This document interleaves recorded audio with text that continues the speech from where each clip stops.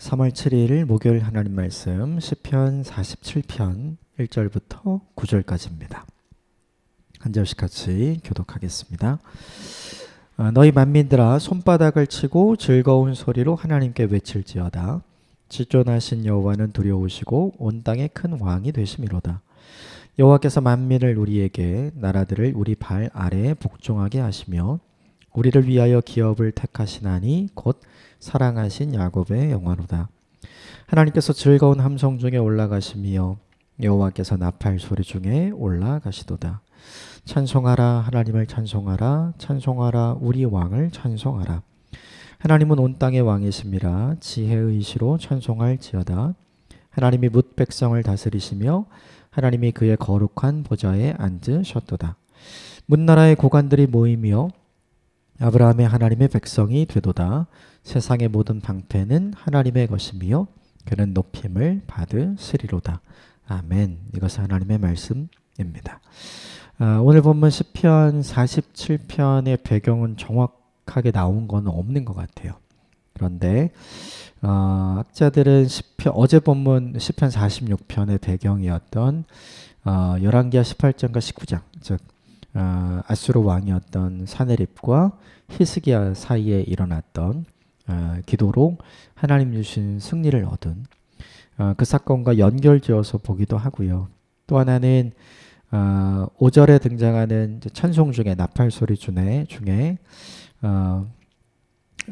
하나님께서 즐거운 함성 중에 올라가신다라는 표현을 두고 법궤를 예루살렘으로 옮기는 다윗에 관한 시대의 내용일 것이다 라고 보기도 하는데 정확한 거는 배경이 나와 있지 않습니다. 그런데 이 두 가지 다를 염두에 두고 오늘 본문을 보면 조금 더 본문의 시편을 이해하기가 좀 쉬울 것 같아요. 그래서 두 가지를 다 염두에 두고 오늘 본문 몇 가지 하나님을 찬양할 이유에 대한 이야기를 하는데 몇 가지만 좀 살펴보고 함께 우리에게 적용해 보도록 하겠습니다.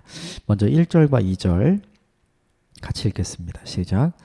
너희 만민들아 손바닥을 치고 즐거운 소리로 하나님께 외칠지어다. 지존하신 여호와는 두려우시고 온 땅에 큰 왕이 되심이로다.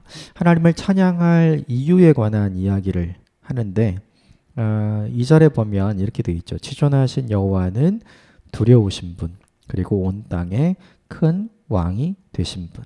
생각해 봐야죠. 하나님이 두려우신 분인데 누구에게 두려운 분인가? 그렇죠? 히스기야와 사네립의 본문, 즉 열왕기 18장과 19장을 놓고 본다면 하나님께서 히스기야에게 두려운 분인가? 아니면 아수르 왕이었던 사네립에게 두려운 분인가? 당연히 전자가 아니라 후자인 거죠. 그래서 생각을 해보면 이렇게 되는 것 같아요. 하나님은 우리에게 두려운 분이 아니라 우리의 대적에게 두려운 분이다. 이렇게 정리할 수 있을 것 같고, 또 하나 온 땅의 큰 왕이 되시며 히스기야와 사네립 누가 더 큰 왕이죠?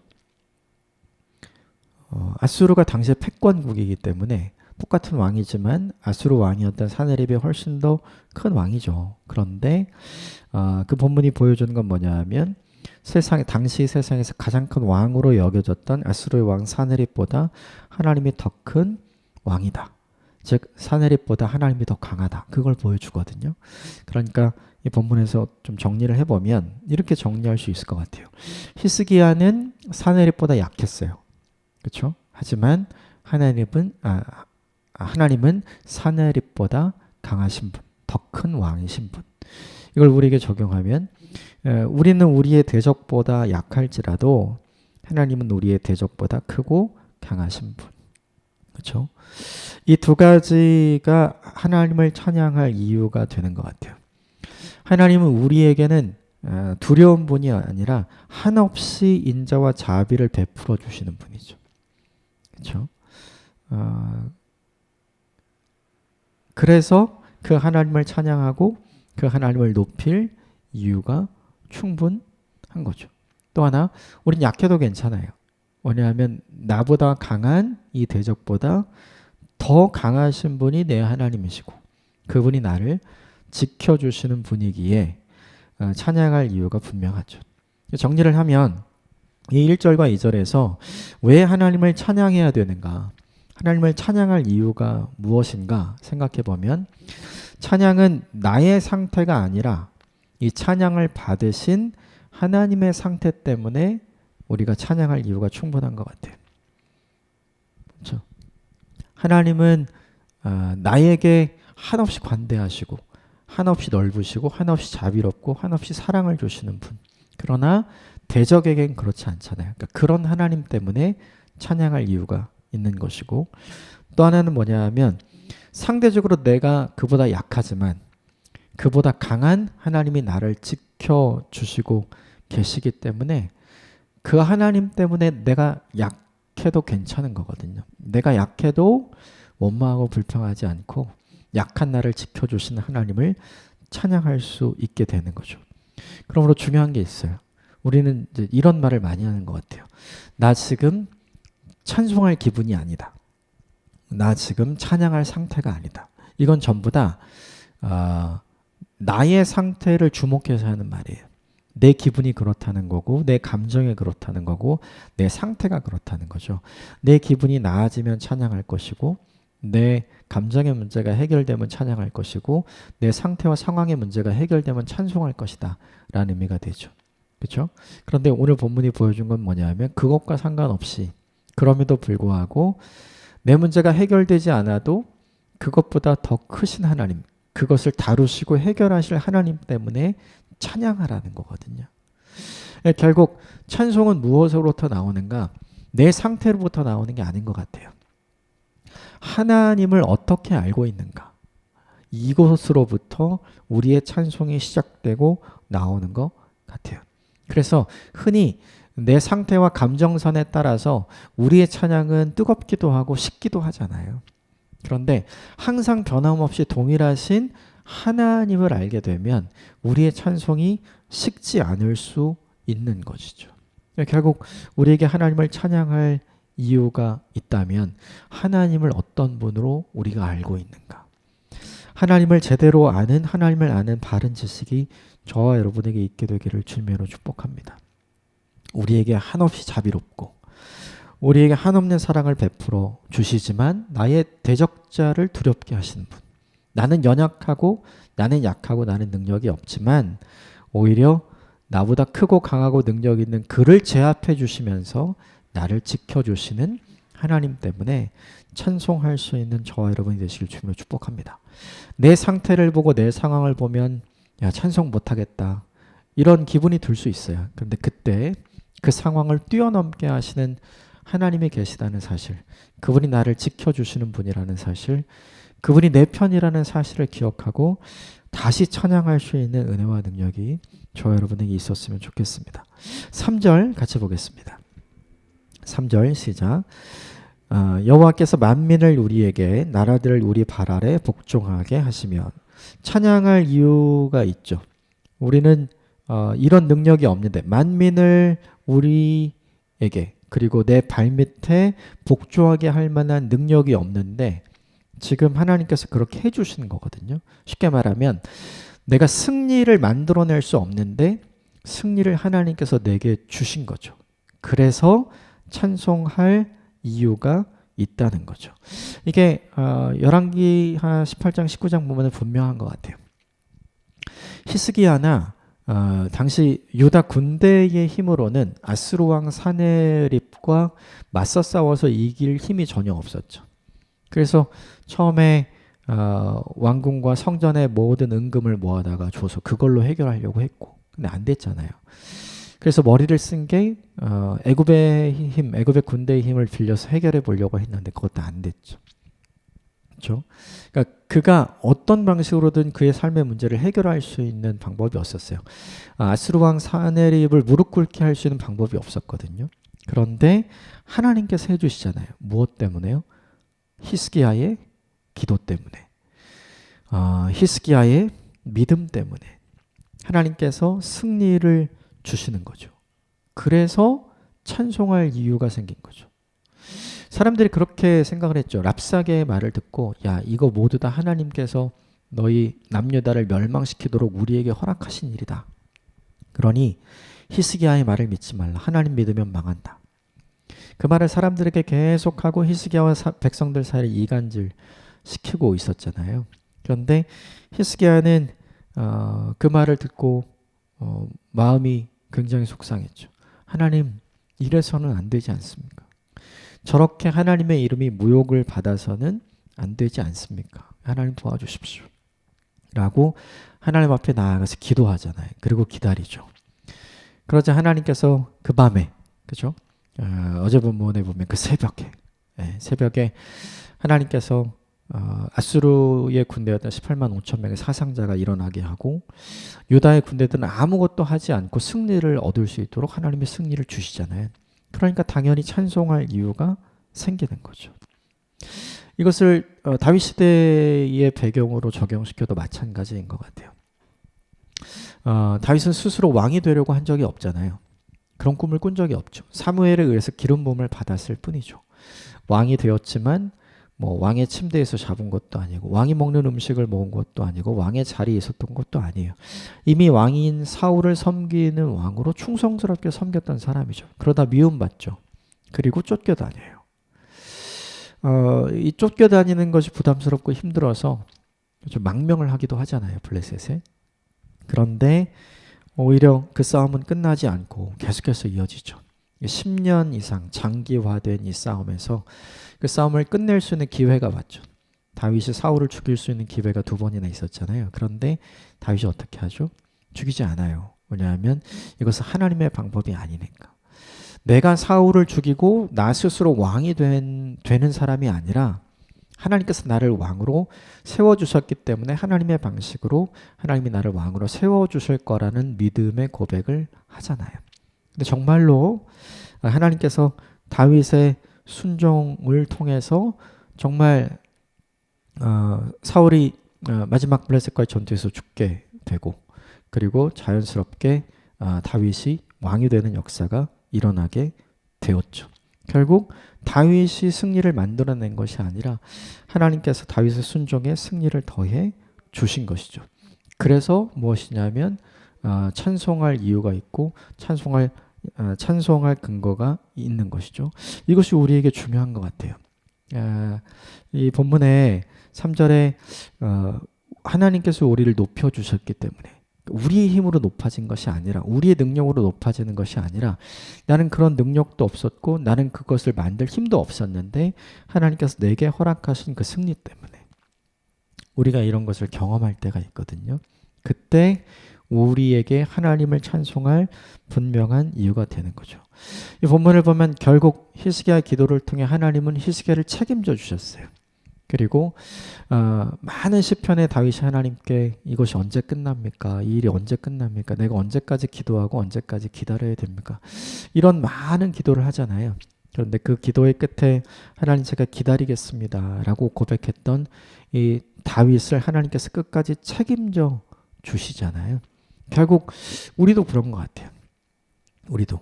우리가 우리의 삶에서 우리가 우리의 힘으로 만들어내지 못하는 인생의 승리를 경험하게 된다는 것은 하나님께서 그 승리를 우리에게 주신 것이죠. 그러면 자연스럽게 우리에게 하나님을 찬양할 이유가 주어지는 것 같아요. 출애굽했던 이스라엘 백성들이 아말렉 사람과 전쟁하는 장면이 떠오릅니다. 그들의 힘으로는 승리할 수 없었어요. 그런데 하나님께 기도함으로 하나님의 승리를 주시잖아요. 사람들이 놀랐고 그 모든 일을 모세가 찬송으로 만들어서 사람들에게 부르게 하잖아요. 또 홍해를 건널 때도 마찬가지였죠. 길이 없었어요. 그런데 길이 없는 게 아니라 길이 보이지 않았을 뿐이죠. 하나님이 물속에 잠겨져 있던 길을 열어주셨고 그 길을 걸어감으로 그들의 대적자였던 애굽의 군대가 수장되면서 하나님께서 자신들에게 승리를 주시는 장면을 목도하면서 출애굽기 15장에 이스라엘 백성들이 찬송하고 깊이 예배하는 장면이 등장하잖아요. 우리도 이런 것 같아요. 내 힘으로 할 수 없는 인생의 승리를 경험할 때 그때 이 승리가 누구로부터 나왔는지를 알게 되고 하나님이 끝까지 우리를 책임져 주시는구나 라는 사실을 알게 되면 하나님을 다시 찬양할 수 있는 힘이 생기는 것 같아요. 이 사실 하나를 기억했으면 좋겠어요. 인생의 승리는 우리가 만들어내는 것이 아니라 하나님이 주시는 거예요. 그 하나님이 우리에게 주시는 인생의 승리를 맛보고 여러분 찬송할 수 있는 저와 여러분이 되시기를 주님의 이름으로 축복합니다. 4절 말씀 같이 읽겠습니다. 4절 시작. 우리를 위하여 기업을 택하시나니 곧 사랑하신 야곱의 영화로다. 4절 말씀에 눈에 띄는 게 우리를 위하여. 그렇죠? 우리를 위하여. 하나님께서 우리를 위하시는 분이기 때문에 찬양할 수밖에 없다는 거죠. 하나님께서 히스기야를 위하시는 분이기 때문에, 그렇죠? 이사야의 기도 응답을 통해서 신실하게 하나님이 하나님의 일을 행하신 거죠. 다윗도 마찬가지인 것 같아요. 하나님께서 다윗을 위하시는 분이기 때문에 다윗에게 약속하셨던 하나님의 약속을 신실하게 이루어 주심으로 하나님의 다윗을 선택하신 것을 모든 사람들에게 보여주시는 것 같아요. 이게 되게 중요한 거죠. 우리가 언제 다시 찬양할 수 있는가? 하나님이 우리를 위하시는 분이라는 사실을 알 때, 우리가 아무리 절망하고 아무리 걱정과 근심과 염려 속에 두려움 가운데 있을지라도 하나님이 우리를 위하시는 분이다라는 사실을 알게 되면 다시 일어설 수 있는 힘이 생기고 다시 찬송할 수 있는 힘이 생기는 것 같아요. 4절 말씀에 우리를 위하여라고 하는 이 말씀을 오늘 깊이 마음에 새겼으면 좋겠어요. 하나님이 우리를 위해 존재하시는 분이다. 하나님이 나를 지켜주시는 분이다. 하나님이 나를 책임져 주시는 분이다. 하나님이 나에게 결국 승리를 주시는 분이시다. 하나님이 나를 위해 하나님의 약속을 끝까지 지켜주시는 분이시다. 이 사실을 기억하면서 다시 오늘 찬송할 이유를 알아가는 오늘 하루가 되었으면 좋겠고, 우리의 찬송에 다시 하나님을 높여드리는 찬양이 시작되는 오늘 하루가 되었으면 좋겠습니다. 그리고 6절부터 9절까지 마지막 같이 읽겠습니다. 시작.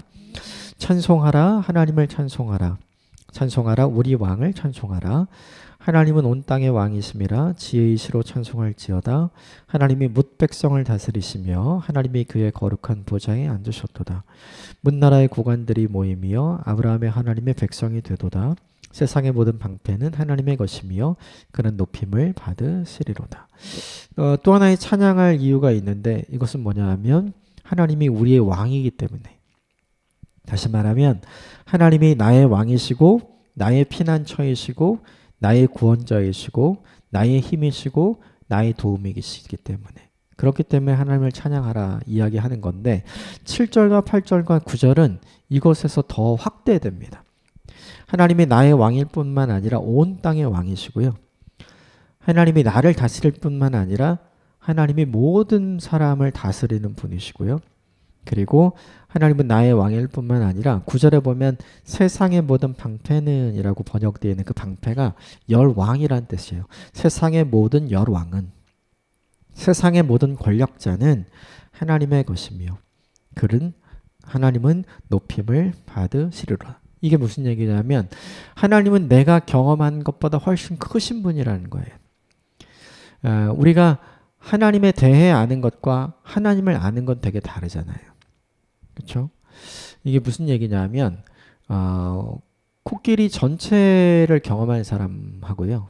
코끼리의 귀에 대해서, 코끼리의 발에 대해서, 코끼리의 코에 대해서, 코끼리의 꼬리에 대해서만 경험한 사람 전혀 다르죠. 전체를 경험하고 전체를 다 알고 있는 사람은 코만 봐도 발만 봐도 그리고 꼬리만 봐도 귀만 봐도 그게 코끼리라는 걸 알 수 있지만 일부분만 경험한 사람은 그게 아니면 이건 코끼리야라고 말할 수 없는 거거든요. 그런데 이 본문이 보여주는 건 뭐냐 하면 내가 경험한 하나님보다 하나님 훨씬 더 크신 분, 내게 은혜를 주신 하나님보다 하나님은 훨씬 더 크신 은혜를 주실 수 있는 분, 내가 경험한 하나님보다 하나님은 훨씬 더 강하신 하나님이라는 거죠. 그래서 하나님을 찬송하라 이야기하는 거예요. 하나님은 내가 생각하는 것보다 커요. 하나님은 내가 아는 것보다 훨씬 더 우리가 모르는 것이 많고요. 하나님은 내가 경험한 것보다 훨씬 더 크고 깊고 넓고 크시죠. 그러므로 무엇보다 중요한 게 있어요. 그것은 무엇이냐면 내가 아는 하나님이 전부다가 아니다. 내가 모르는 하나님의 위대하심이 훨씬 더 크다는 거죠. 우리가 이걸 언제 경험하게 될까요? 하나님의 나라에서 경험하게 되겠죠. 그렇죠? 그러므로 우리에게 중요한 건 뭐냐면 내가 경험한 하나님은 지극히 작다. 이것만으로도 우리는 개인의 찬양을 하나님 앞에 드릴 이유가 있잖아요. 저는 이것보다 훨씬 더 크신 분이 나의 하나님이기에 내가 내 개인의 찬송을 멈추지 않고 계속해서 하나님 앞에 드릴 이유가 있다는 거죠. 우리가 흔히 고백하게 되는 것이 이것인 것 같아요. 하나님은 만왕의 왕이시다. 그런데 만왕의 왕이라는 것 사실 우리가 잘 체감되지 않잖아요. 그렇죠? 내가 경험한 나의 왕이신 하나님이기 때문에 우리가 찬송하는 거죠. 그런데 이 본문이 보여주는 중요한 건 그것보다 하나님은 더 크신 하나님이다. 내가 아는 하나님의 지혜보다 하나님은 더 지혜롭고, 내가 아는 하나님의 사랑보다 하나님은 더 큰 사랑을 갖고 있고, 내가 아는 자비보다 하나님은 더 넓은 자비를 우리에게 보여주시고, 내가 아는 참으시는 하나님보다 하나님 훨씬 더 오래 참으시는 분이며, 내가 아는 하나님의 힘보다 하나님 훨씬 더 강력한 힘을 갖고 계시는 분이시다라는 사실을 인정하라는 거예요. 그래서 내가 경험하지 않았지만 그 하나님을 높이고 그 하나님을 찬양할 수 있어야 한다는 거죠. 내 경험을 초월해 계신 하나님, 그분이 내가 믿고 있는 하나님이라는 사실을 기억하고 그 사실 하나만으로도 하나님을 다시 찬송할 수 있는 이유가 저와 여러분에게 있게 되기를 주님의 이름으로 축복합니다. 오늘 하루 이 본문을 나누면서 한 가지 하고 싶은 일이 있어요. 그것이 무엇이냐면 왕이신 나의 하나님 찬양 있잖아요. 이 찬양이 저는 이 본문을 보면서 계속 떠올랐거든요. 왕이신 나의 하나님, 내가 주님을 높여드리고 영원히 주의 이름을 송축하리이다. 저는 오늘 하루 개인적으로 이 찬양을 계속해서 부르면서 살려고 하거든요. 여러분도 오늘 하루 내 왕이신 하나님께 드릴 한 가지 찬송을 정했으면 좋겠어요. 그래서 여러분이 어디 있든지 무엇을 하든지 그 찬송을 하나님 앞에 올려드리면서 오늘 하루를 살아가셨으면 좋겠습니다. 함께 기도하겠습니다.